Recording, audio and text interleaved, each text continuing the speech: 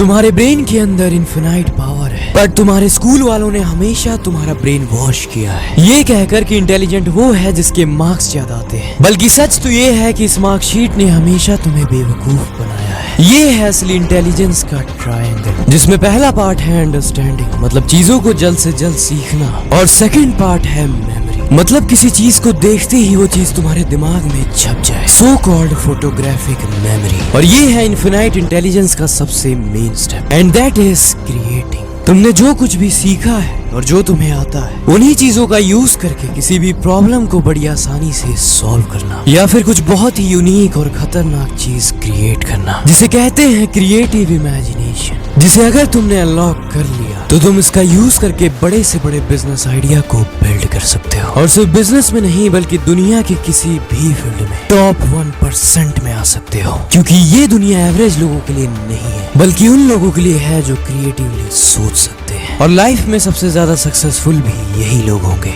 But brain की इन तीनों powers को अनलॉक करना कैसे है ये तुम्हें पता चलेगा इस वीडियो में।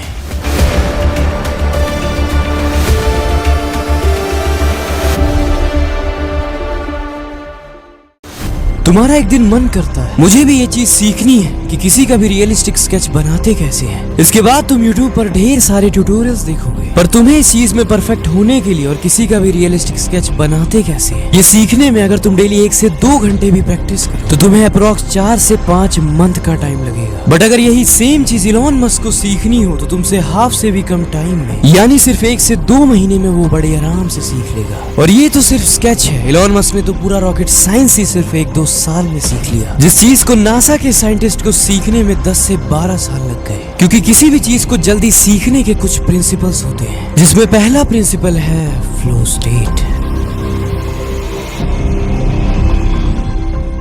अमिताभ बच्चन जी जब ब्लैक मूवी की शूटिंग कर रहे थे तब शूट से पहले वो म्यूजिक सुनते थे और उससे पहले वो किसी से भी बात नहीं करते थे। और वो ऐसा इसलिए करते थे ताकि वो फ्लो स्टेट में जा सके और उस कैरेक्टर में आ सके। सेम ऐसे ही जब भी तुम किसी चीज को सीखने जाओ तो सबसे पहले म्यूजिक सुनकर अपने ब्रेन को हाइपर फोकस की स्टेट में आने के लिए ट्रिगर करो और एक इंटरेस्टिंग सा माहौल बनाओ।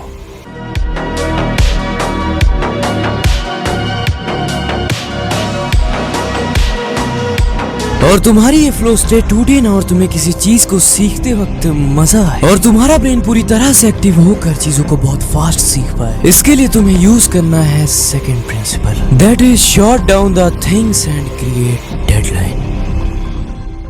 तुम जब भी किसी चीज को सीखने जाओ तुम्हारा ये माइंडसेट बिल्कुल भी नहीं होना चाहिए कि मुझे स्किल को मास्टर करने के लिए अभी इतनी सारी चीजें सीखनी है। इससे तुम्हारे ब्रेन को वो चीज सीखना बहुत मुश्किल लगेगा और तुम्हारा ब्रेन हमेशा मुश्किल चीजों से दूर भागता है और इसलिए तुम उस स्किल को जल्दी नहीं सीख पाओगे।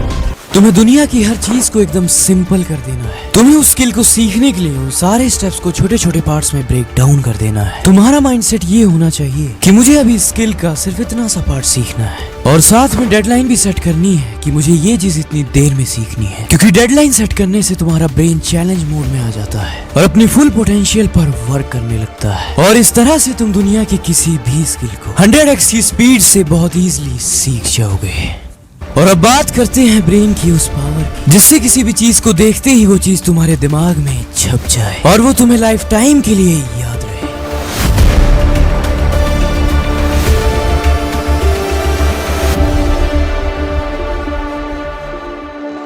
एलॉन मस्क कहते हैं कि हम उस चीज को याद नहीं रख सकते जिस चीज को हम कनेक्ट नहीं कर सकते। मैथ्स में 2 वर्ड होते हैं, हॉरिजॉन्टली और वर्टिकली, जिसमें हॉरिजॉन्टली का मतलब है इस तरह की लाइन और वर्टिकली का मतलब होता है इस तरह की लाइन। अभी तो तुमने इन दोनों का मतलब याद कर लिया, पर आज से 5 से 10 दिन बाद तुम इसे भूल जाओगे और कंफ्यूज हो जाओगे कि हॉरिजॉन्टली का मतलब ये वाली लाइन था या ये वाली। बट अगर मुझे इस चीज को लाइफ टाइम के लिए याद रखना है और मैं यहाँ पर फोटोग्राफिक मेमोरी का यूज करूँ तो इस चीज को मैं एक कोड दे दूंगा। मैं अपने माइंड में विजुलाइज करूंगा कि अगर मैं हॉरिजॉन्टली के एच को इस तरह से बड़ा करूं तो ये इस तरह की लाइन बनेगी। तो इसलिए हॉरिजॉन्टली का मतलब होता है ये वाली लाइन। इस तरह से फोटोग्राफिक मेमोरी को यूज करते हैं, मतलब दुनिया की किसी भी डिफिकल्ट चीज को लाइफ टाइम के लिए याद रखने के लिए उसे किसी दूसरी चीज के साथ कनेक्ट कर दो और फिर तुम उस चीज को लाइफ टाइम तक नहीं भूल सकते। और अपनी इस फोटोग्राफिक मेमोरी को और स्ट्रॉन्ग बनाने के लिए तुम्हें रात को सोने से पहले एक एक्सरसाइज करनी है। तुमने सुबह उठने से लेकर शाम को बेड पर आने तक तुमने क्या क्या किया, छोटी से छोटी डिटेल्स तुम जिससे मिले उसने कौन से कपड़े पहने थे, A to Z everything recall करना है। और यही वो एक्सरसाइज है जिसे रेगुलर करने से किसी भी चीज को देखते ही वो चीज तुम्हारे दिमाग में छप जाएगी। और अब अनलॉक करते हैं ब्रेन की उस पावर को जिससे तुम बड़ी से बड़ी प्रॉब्लम को बहुत इजीली सॉल्व कर सकते हो। और इसी पावर का यूज करके तुम बड़े से बड़े बिजनेस आइडिया को भी बिल्ड कर सकते हो और अपने फील्ड में टॉप 1% में आ सकते हो।